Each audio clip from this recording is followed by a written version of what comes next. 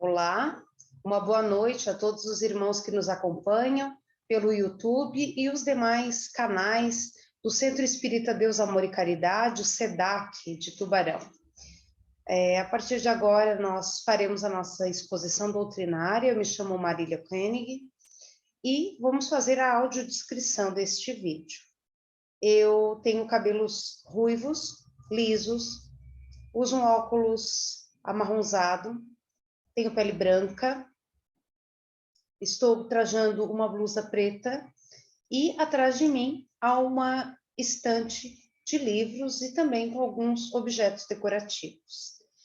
Gostaria de dar as boas-vindas a todos aqueles que estão conosco nesse momento, nos acompanhando, e convidá-los a fazer a prece inicial da nossa exposição dessa noite. A Deus, nosso Pai, a Jesus, elevemos o nosso pensamento, agradecendo por tudo, Senhor, que nos chega, por tudo que nos vem de bom e por aquilo que não nos é agradável. Nós te agradecemos por tudo aquilo que temos e somos e por todas as coisas que nos sucedem.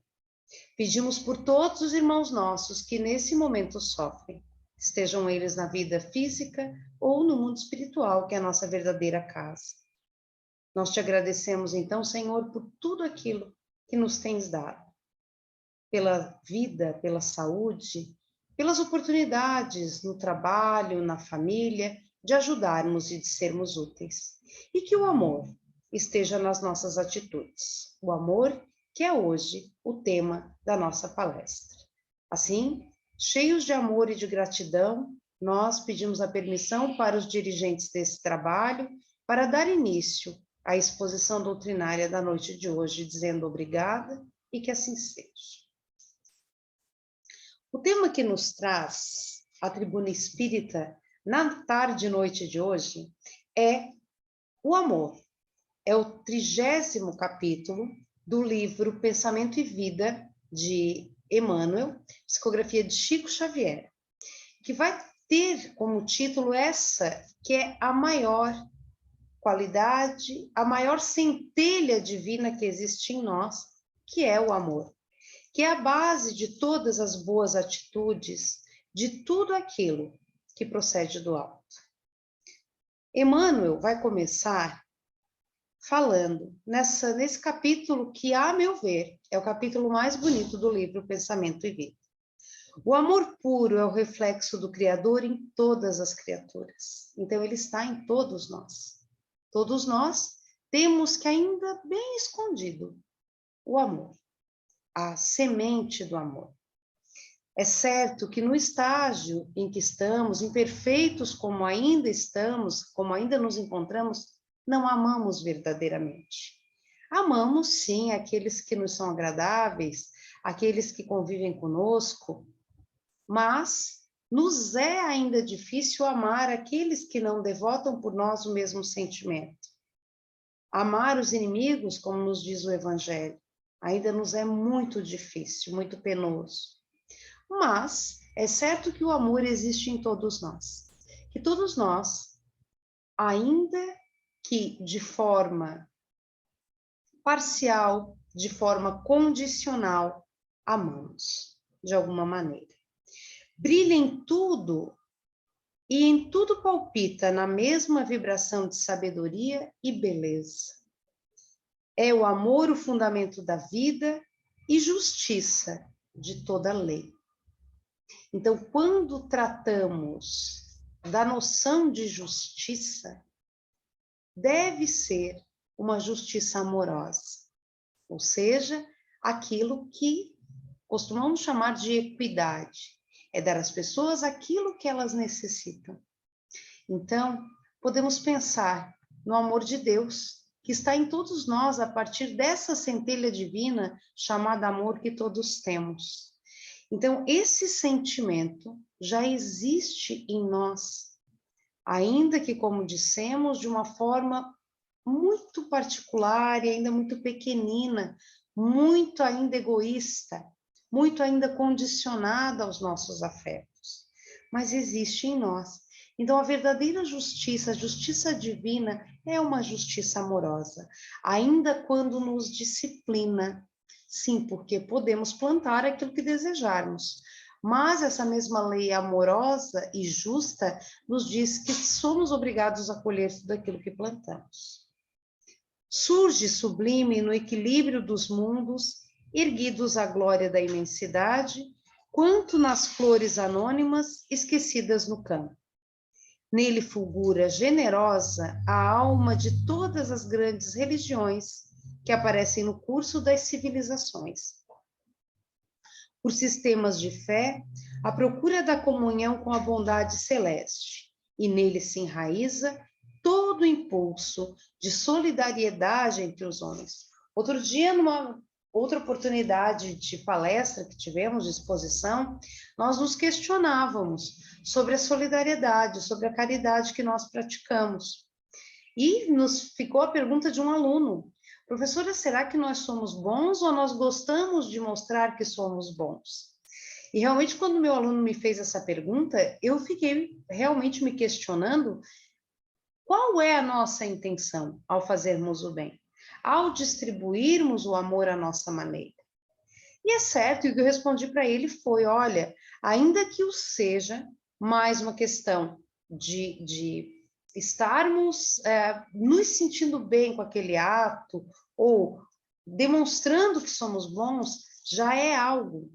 O que falta em nós, neste momento, tal como nos diz o Livro dos Espíritos, é realmente fazermos a caridade desinteressada, é passarmos a exercitar a caridade desta maneira.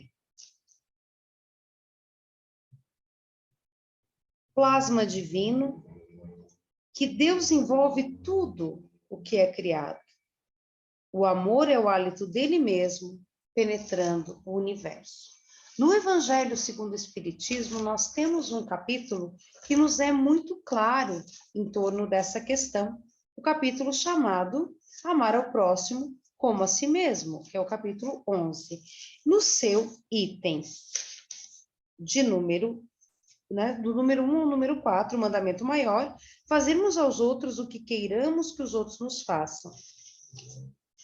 E no seu item 4, que é a explicação dos espíritos, vai tratar justamente daquilo que o Evangelho de Mateus vai trazer, da questão do devedor e do credor. Ou seja, né, quando nós faz-se ali a parábola, né, fala-se ali da parábola de alguém que deve uma grande soma e tendo pago um pequenino centil, uma pequenina parcela, essa dívida ali é perdoada. Então, nós sabemos que Deus é infinitamente bom e justo. Que nós não recebemos, embora muitas vezes, antes de reencarnar, peçamos, a carga das nossas iniquidades, daquilo que fizemos em outra vida, em sua totalidade. Então, Deus como diziam os antigos, Deus dá o frio conforme o cobertor. Ou seja, nunca as provas são superiores às nossas forças. E o item 4 do capítulo 11 do Evangelho segundo o Espiritismo vai ser muito claro ao dizer o seguinte: amar o próximo como a si mesmo, fazer pelos outros o que quereríamos que os outros fizessem por nós, chamada regra de ouro. É a expressão mais completa da caridade, porque resume todos os deveres do homem para com o próximo. É certo que ainda não aprendemos a amar, mas estamos no caminho. A partir do momento que conhecemos a doutrina espírita, nós sabemos da nossa responsabilidade em buscar amar o nosso próximo, em buscar aceitá-lo, em buscar ajudá-lo, perdoá-lo, porque nós mesmos precisaremos do concurso do perdão dos outros. Então, ter isso em mente, amar é divino, ou seja, e puro ser está em nós, porque nós somos criados por Deus. Então, por mais que alguém nos pareça ruim, ou que alguém nos pareça frio, indiferente, há amor naquela criatura por quem quer que seja, por uma pessoa do seu relacionamento, enfim, existe amor em todos nós, muito embora durante muito tempo da nossa caminhada evolutiva, nós não nos mostramos amorosos.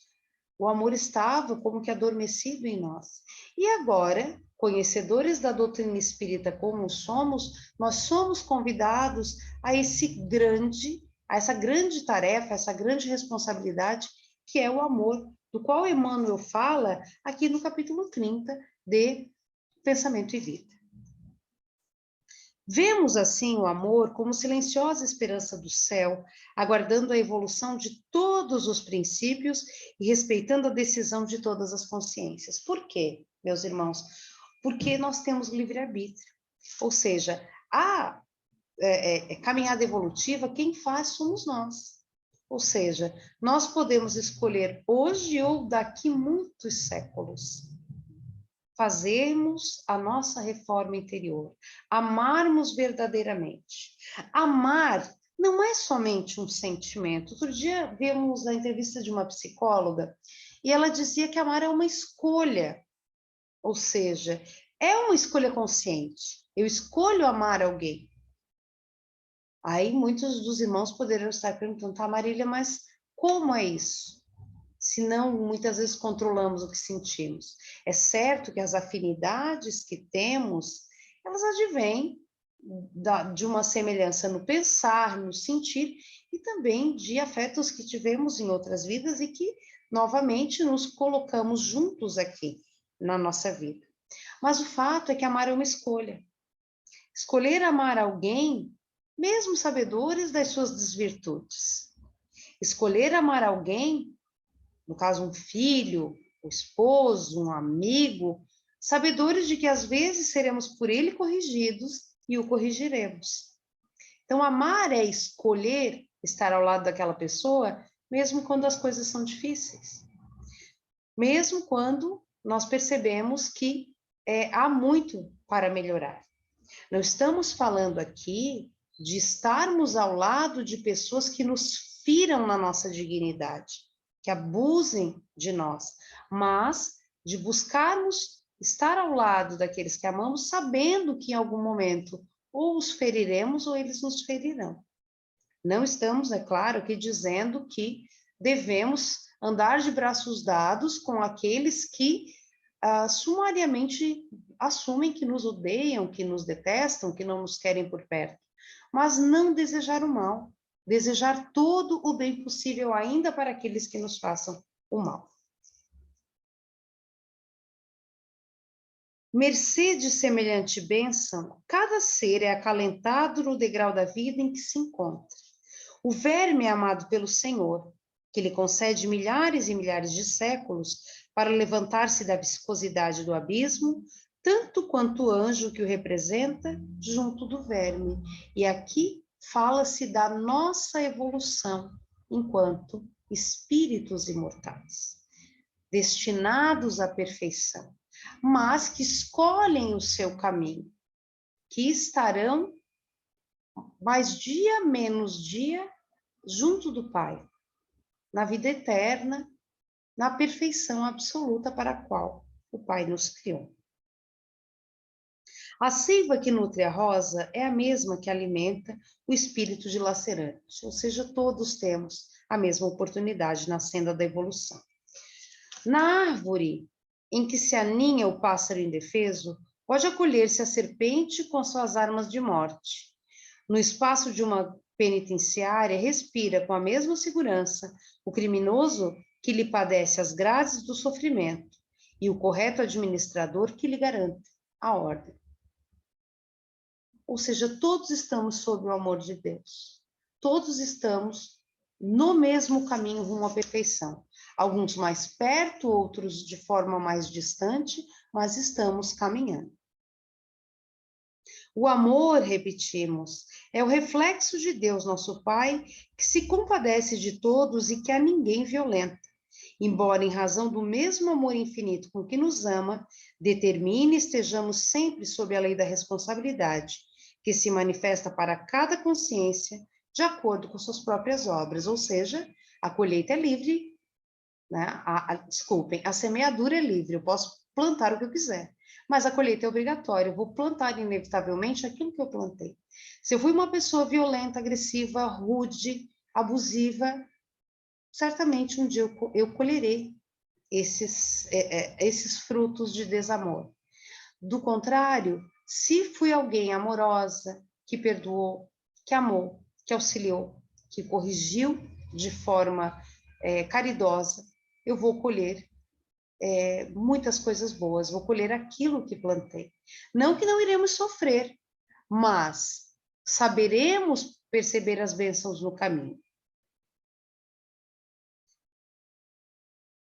E amando-nos, permite o Senhor pelos tramos sem prazo, ou seja, que nós percorramos sem prazo o caminho de ascensão para Ele, concedendo-nos, quando impensadamente nos consagrarmos ao mal, nos consagramos ao mal, melhor dizendo, a própria eternidade para nos reconciliarmos com o bem, que é a sua regra imutável. Herdeiros dele que somos, raios da sua inteligência infinita, e sendo ele mesmo o amor eterno de toda a criação, em tudo, em toda parte, é da legislação por ele estatuída que cada espírito reflita livremente aquilo que mais ame, transformando-se aqui e ali, na luz ou na treva, na alegria ou na dor, a que empenha o coração. Eis porque Jesus, o modelo divino enviado por ele à Terra para nos clarear a senda, em cada passo do seu ministério, tomou o amor do Pai por inspiração de toda a vida, amando sem a preocupação de ser amado e auxiliando sem qualquer ideia de recompensa. O que ainda estamos aprendendo a fazer, ou seja, amar sem esperar um muito obrigado, sem esperar retribuição. Descendo à esfera dos homens por amor, humilhando-se por amor, ajudando e sofrendo por amor, passa ao mundo de sentimento erguido ao Pai Excelso, refletindo-lhe a vontade sábia e misericordiosa. E para que a vida e o pensamento de todos nós lhe retratem as pegadas de luz, legou-nos Jesus, em nome de Deus, a sua fórmula inesquecível: amai uns aos outros, como eu vos amei. Então, o amor é um exercício, o amor é uma escolha de disciplina, uma escolha que exige que nós nos modelemos, que exige que nós nos reformemos intimamente, no sentido de amar mais e melhor, no sentido de não esperarmos retribuição, mas amarmos com a liberdade de quem confia, de quem sabe que nenhum bem se perde, que Deus a tudo vê, que Deus está conosco.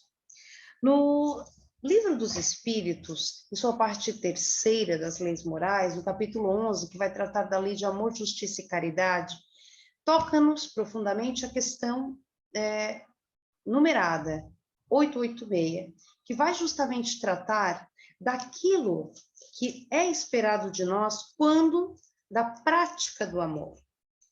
Qual o verdadeiro sentido da palavra caridade, como entendia Jesus? E os espíritos respondem a Kardec: benevolência para com todos, indulgência para com as imperfeições alheias e perdão das ofensas. O amor e a caridade são complemento da lei de justiça, porque amar ao próximo é fazer-lhe todo o bem que esteja ao nosso alcance e que gostaríamos que nos fosse feito. Tal é o sentido das palavras de Jesus: amai-vos uns aos outros, como irmãos. E que essa mensagem cale fundo no nosso coração e na nossa vida, que possamos amar, que possamos, sim, nos afastar, na medida do possível, daquilo que nos faz mal.